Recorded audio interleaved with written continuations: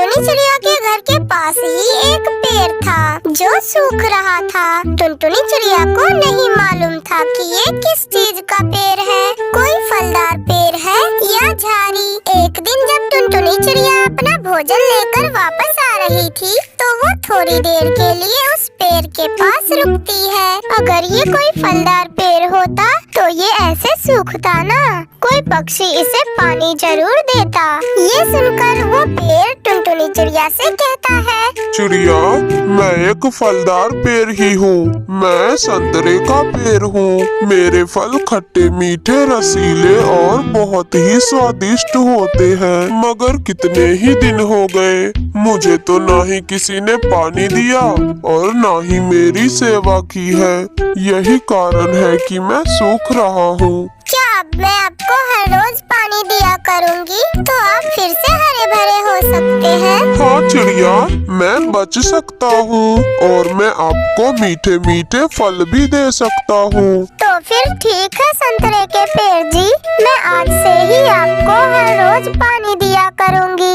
फिर टुनटुनी चिड़िया अपने घर जाती है और वो मटका लेती है और नदी पर जाती है। फिर टुनटुनी चिड़िया नदी से पानी लाकर उस पेड़ के जड़ों में डालती है। पानी का तो एक घूंट ही पीकर उस पेड़ के जान में जान आ जाती है। चिड़िया रानी, ये जो एहसान आपने मुझ पर किया है, इसका बदला मैं जरूर आपको दूंगा। पेड़ भैया, मेरी वजह से आपको जीवन मिले, मेरे लिए तो यही बहुत खुशी की बात होगी। फिर कुछ दिनों के बाद उस पेड़ पर कुछ हरी भरी शाखाएं फूटती है, जिन पर कुछ पत्ते भी थे।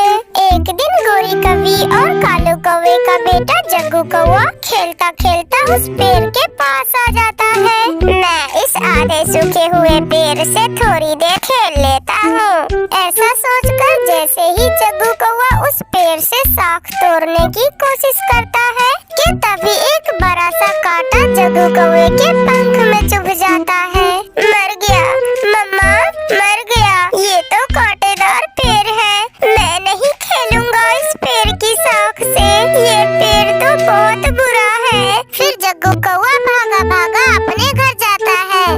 मम्मा, मम्मा, उस बुरे पेड़ का कांटा मेरे पंख में चुभ गया है। मम्मा, मम्मा, मेरा पंख घायल हो गया है। मेरा शेर, मेरा राजा, क्या हुआ मेरे जग्गू को? मेरे घर के पास तो होना ही नहीं चाहिए उस कांटेदार पेड़ को। ना होगा वो पेड़ और ना ही चुभेंगे मेरे जग्गू को कांटे। फिर गोरी कौवी अपने घर से लकड़ी काटने वाला कुल्हाड़ी लेकर निकलती है। वो सीधे उस पेड़ के पास जाती है। गोरी, तुम ये कुल्हाड़ी लेकर यहाँ क्या करने आई हो? मैं इस कांटेदार पेड़ को यहाँ से काटने आई हूँ। नहीं नहीं गोरी बहन, आप ऐसा न करें, मैं कई दिनों से इस पेड़ को पानी दे रही हूँ। अच्छा, ताकि ये पेड़ और बढ़े और कांटे चुभे मेरे जग्गू को। इसमें मेरा दोष नहीं है कवि बहन। आपका बेटा जग्गू मेरी शाखाओं से झूलने की कोशिश कर रहा था। आप समझाओ अपने बेटे को कि कांटेदार पेड़ों से नहीं खेलते।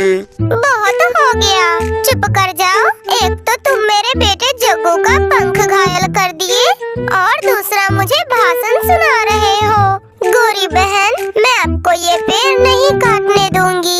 ये पेड़ मेरे घर के पास है, इसलिए ये पेड़ मेरा है। अच्छा छोटी टुनटुनी, आज तो तुम बड़ी बड़ी बातें कर रही हो, रोक सकती हो तो रोक लो। ऐसा कहते हुए गोरी कौवी अपना कुल्हाड़ा चलाती है। टुनटुनी चिड़िया गोरी कौवी का कुल्हाड़ा पकड़ लेती है।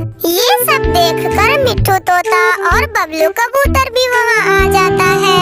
रुको रुको, अरे क्यों आप लोग आपस में लड़ रही हो?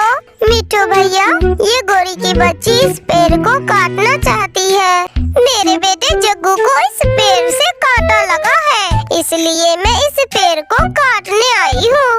गोरी, ये संतरे का पेड़ है। इसका फल बहुत ही स्वादिष्ट होता है। जब इस पर फल लगेंगे तो हम सभी मिल बांट कर खाएंगे। फिर गोरी कौवी गुस्से में वहाँ से चली जाती है।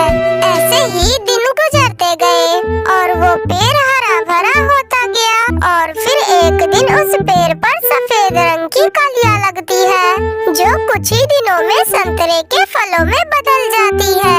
आहिस्ता आहिस्ता वो फल बड़ा हुआ और एक दिन उस संतरे के पेड़ पर मीठे मीठे संतरे बन गए। पेड़ जी, क्या मैं आपका फल खा सकती हूँ?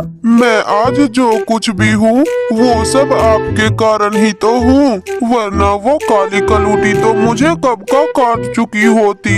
फिर टुनटुनी चिड़िया उस संतरे के पेड़ से स्वादिष्ट मीठे मीठे संतरे खाती है। टुनटुनी चिड़िया के दोस्त मिट्ठू तोता और बबलू कबूतर भी मीठे मीठे संतरे खाने आते हैं। टुनटुनी बहन, इस पेड़ ने तो हमें तुम्हारी सेवा का अच्छा इनाम दिया है। इस पेड़ के फल तो बहुत स्वादिष्ट है।